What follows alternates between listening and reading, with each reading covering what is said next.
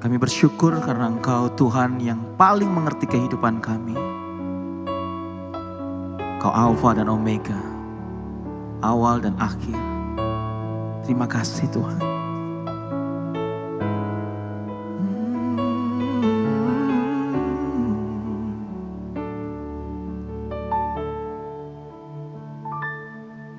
Kau Allah yang maha mulia, Kau Tuhan di atas segalanya, Yesus. Namamu disanjung, segala lutut akan bertelut, semua lidah akan mengaku Yesus, Raja segala raja. Kau Alfa dan Omega, yang awal dan yang akhir. Namamu ditinggikan di atas segalanya.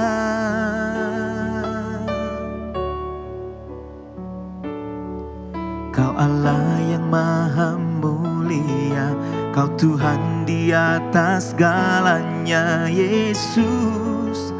Namamu disanjung,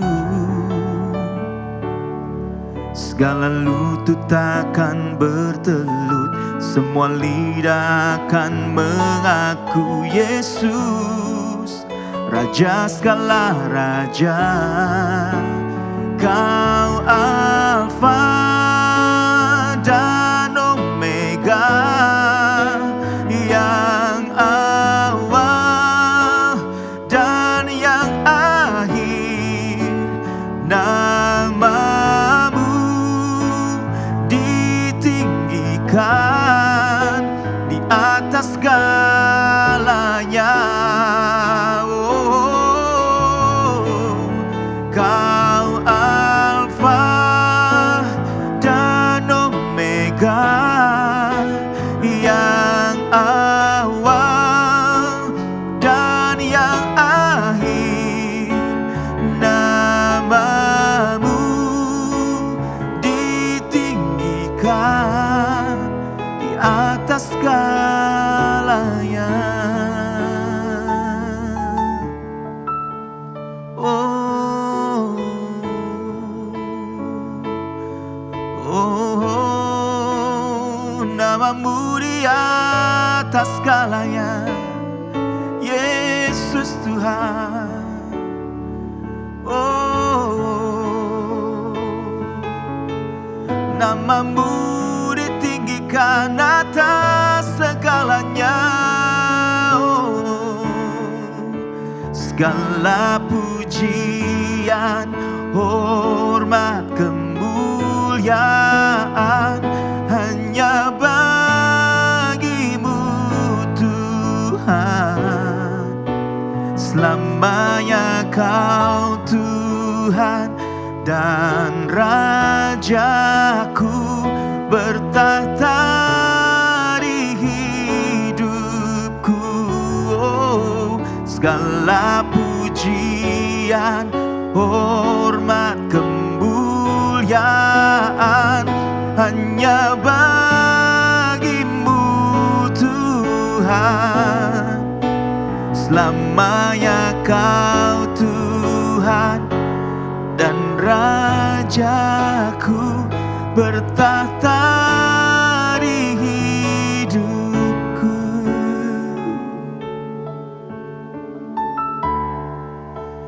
Kau Alfa dan Omega, yang awal dan yang akhir. Namamu ditinggikan di atas segalanya. Oh, oh. Namamu ditinggikan di atas segalanya.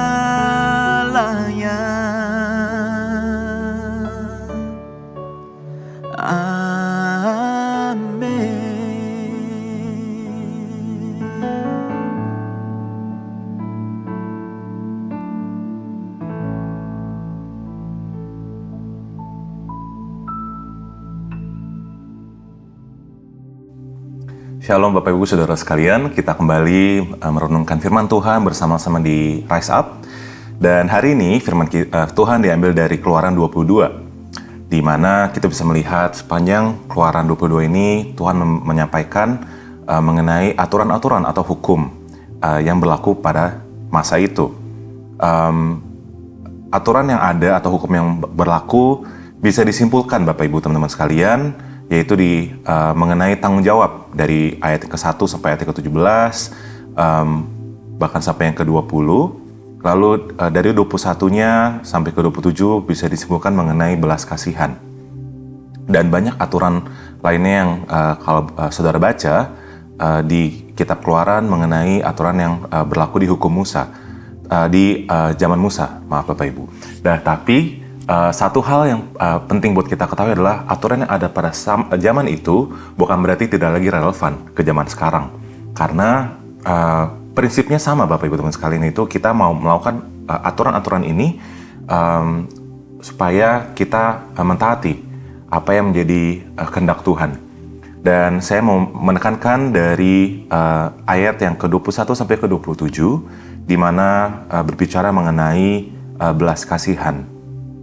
Ada dikatakan kalau ada orang asing, kita juga harus berbelas kasih kepada mereka. Kepada seorang janda atau anak yatim kita berbelas kasih kepada mereka. Kalau kita pinjamin uang kepada orang lain, kita nggak menagih hutangnya, kita berbelas kasihan. Jadi berkali-kali Tuhan menekankan mengenai belas kasihan. Kenapa saya menekankan belas kasihan untuk renungan kita hari ini Bapak Ibu sekalian? Karena zaman-zaman ini semakin sering, semakin marak ada berita muncul di sosial media. Kita bisa lihat juga bagaimana kondisi dunia zaman ini. Banyak sekali yang sebenarnya bisa diselesaikan, masalah bisa diselesaikan dengan adanya belas kasihan. Adanya keinginan untuk berdamai, adanya keinginan untuk mengasihi satu sama lain. Tapi karena setiap daripada kita mungkin punya ego, punya keinginan, punya agenda pribadi, jadi seringkali kita melupakan atau mengenyampingkan namanya belas kasihan. Dan dari ayat ini Bapak Ibu teman-teman sekalian, Tuhan memberikan kerinduannya. Tuhan menyatakan hatinya melalui hukum yang ada, yaitu Tuhan rindu untuk setiap kita boleh berbelas kasihan kepada orang-orang sekitar kita. Mungkin ke orang tua kita yang pernah menyakiti kita, yang mungkin mengecewakan kita, teman-teman kita yang mungkin juga melukai hati kita, mungkin pasangan kita. Banyak hal yang mungkin bisa melukai hati kita, tapi bagian kita adalah untuk memaafkan dan untuk memilih berbelas kasih kepada orang lain. Kenapa? Karena Tuhan berbelas kasih kepada kita, saudara. Bayangkan, kalau Tuhan tidak ada belas kasih, apakah Tuhan mau untuk mati bagi setiap kita, sedangkan Tuhan tahu kita masih akan berdosa. Tapi Tuhan, dengan bayangan Tuhan tahu bahwa setiap manusia masih akan berdosa, Tuhan masih tetap memilih untuk mati di kayu salib. Kenapa? Karena Tuhan mengasihi kita, saudara sekalian. Jadi penting bagi kita untuk bisa memilih belas kasih, choose grace, choose mercy. Di saat kita mungkin lagi gondok nih, saudara sekalian, kita lagi marah sama orang lain, kita lagi kesel kayaknya. Tapi ingatlah, Tuhan adalah kasih. Dan Tuhan hidup dalam hati kita. Tuhan tinggal dalam hati kita, ada Roh Kudus dalam hati kita, sehingga kita dimampukan untuk bisa mengasihi, bisa berbelas kasih kepada orang lain, saudara sekalian. Jadi penting bagi setiap kita untuk belajar bagaimana Tuhan mengasihi, dan kita juga mau ikut jalannya Tuhan. Karena kita adalah anak-anaknya Tuhan, dan sebagai pengikutnya Tuhan, pengikut Kristus, kita dikenal dari buahnya, dan buahnya harusnya adalah kasih. Sehingga hari ini Bapak Ibu sekalian, mari kita sama-sama diingatkan betapa pentingnya untuk setiap kita boleh mengasihi sesama kita, terlepas dari apa yang dia lakukan kepada kita, tapi yang kita perlu ingat adalah apa yang Tuhan lakukan buat kita. Sehingga kita lebih bisa belajar untuk mengasihi orang lain, karena Tuhan pun sudah memaafkan kita terlebih dahulu. Tuhan pun sudah mengasihi kita terlebih dahulu. Untuk itu kita dimampukan untuk bisa memaafkan orang lain, kita dimampukan untuk bisa mengasihi orang lain. Sekian renungan kita hari ini, mari kita berdoa. Tuhan, terima kasih buat kebaikan Tuhan, terima kasih buat kesetiaan Tuhan, buat pengorbanan Tuhan untuk setiap kehidupan kami Tuhan. Kami sungguh bersyukur kalau Tuhan sudah boleh memilih kasih, memilih belas kasihan untuk setiap kami Bapa. Kami tahu Tuhan, kami nggak layak untuk terima belas kasihan daripada Tuhan, tapi Tuhan sendiri yang menghampiri kami dengan kasih-Mu. Tuhan sendiri yang datang kepada kami dengan belas kasihan, karena Tuhan begitu mengasihi kami. Untuk itu Tuhan, kami mau belajar dari teladan Tuhan, yaitu untuk mengasihi sesama kami, untuk mengampuni orang-orang yang bersalah kepada kami Tuhan. Karena kami juga tahu Bapa, Engkau telah memaafkan kami terlebih dahulu, Engkau telah mengasihi kami terlebih dahulu Tuhan. Untuk itu Bapa, ajar kami untuk bisa terus belajar mengasihi orang lain, untuk bisa berbelas kasih kepada orang lain seperti Engkau mengasihi kami. Terima kasih Tuhan, kami menyerahkan hidupan kami ke dalam tangan Tuhan, kami menyerahkan sepanjang hari kami ke dalam tangan Tuhan. Di dalam nama Tuhan Yesus Kristus, kami telah berdoa dan mengucap syukur. Haleluya. Amin. Keluaran 22. Peraturan tentang jaminan harta sesama manusia. Apabila seseorang mencuri seekor lembu atau seekor domba, dan membantainya atau menjualnya, maka ia harus membayar gantinya, yakni 5 ekor lembu ganti lembu itu dan 4 ekor domba ganti domba itu. Jika seorang pencuri kedapatan waktu membongkar, dan ia dipukul orang sehingga mati, maka si pemukul tidak berhutang darah. Tetapi jika pembunuhan itu terjadi setelah matahari terbit, maka ia berhutang darah. Pencuri itu harus membayar ganti kerugian sepenuhnya. Jika ia orang yang tak punya, ia harus dijual ganti apa yang dicurinya itu. Jika yang dicurinya itu masih terdapat padanya dalam keadaan hidup, baik lembu, keledai atau domba, maka ia harus membayar ganti kerugian 2 kali lipat. Apabila seseorang menggembalakan ternaknya di ladangnya, atau di kebun anggurnya dan ternak itu dibiarkannya berjalan lepas, sehingga makan habis ladang orang lain, maka ia harus memberikan hasil yang terbaik dari ladangnya sendiri, atau hasil yang terbaik dari kebun anggurnya sebagai ganti kerugian. Apabila ada api dinyalakan dan api itu menjilat semak duri, tetapi tumpukan gandum atau gandum yang belum dituai, atau seluruh ladang itu ikut juga dimakan api, maka orang yang menyebabkan kebakaran itu harus membayar ganti kerugian sepenuhnya. Apabila seseorang menitipkan kepada temannya uang atau barang, dan itu dicuri dari rumah orang itu, maka jika pencuri itu terdapat, ia harus membayar ganti kerugian 2 kali lipat.